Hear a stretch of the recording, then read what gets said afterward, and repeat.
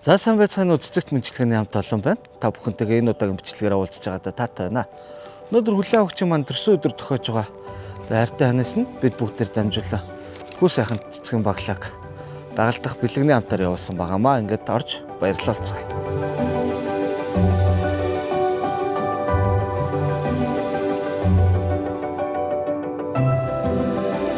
За сайн байна уу та?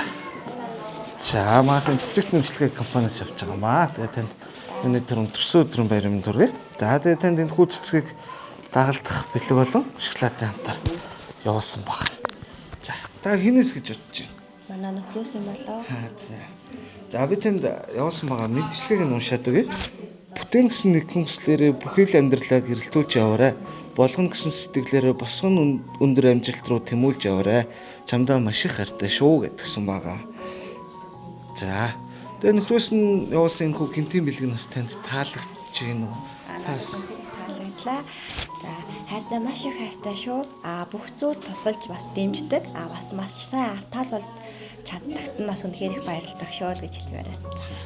Гинтийн бэлэг нь бол ер нь таалагдж байна тийм. Өмнө хамгийн сүүлд нь ингэж гинтийн бэлгээ авсан уу та?